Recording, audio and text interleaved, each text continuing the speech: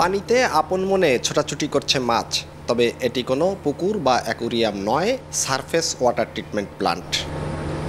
গোপালগঞ্জ পৌরসভায় ৩টি surface water treatment plant ও ৬টি ওভারহেড ট্যাঙ্ক রয়েছে। এসব জায়গায় ৯টি হাইলিফট পাম্পের মধ্যে একটি দীর্ঘদিন ধরে নষ্ট, বাকিগুলোর বেহাল দশা। দীর্ঘদিন সংস্কার না হওয়ায় প্রায়ই বিকল হচ্ছে বিভিন্ন যন্ত্রাংশ।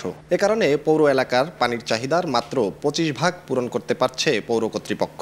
এলাকাবাসীর অভিযোগ, গত ফেব্রুয়ারি থেকে পানির সমস্যা তীব্র হলেও নেই কোনো সমাধান। দিন দিন বেড়েছে ভোগান্তি। এই জায়গার মানুষ কত কষ্ট করে চলাফেরা করতেছে পানির জন্য। সে রোজার আগের থেকে পানি পাচ্ছি না। যাও আসে, এটা তো ময়লা, এটা তো আমরা ব্যবহার করতে পারি না।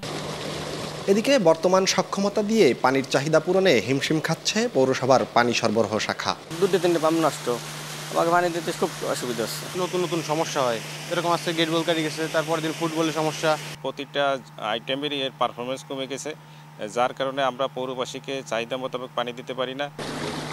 সমস্যা সমাধানে প্রকল্প পরিকল্পনা সংশ্লিষ্ট দপ্তরে পাঠানো হয়েছে বলে জানান পৌর প্রশাসক। একটি প্রকল্প তৈরি করে ডিপিপি আকারে এটি আমাদের স্থানীয় সরকার মন্ত্রণালয়, স্থানীয় সরকার বিভাগে আমাদের প্রেরণ করা হয়েছে। আমরা আশাবাদী যে এটি খুব শীঘ্রই এটি অনুমোদন হবে। গোপালগঞ্জ পৌরসভায় বর্তমানে গ্রাহক রয়েছে ১০,১৪৯ জন।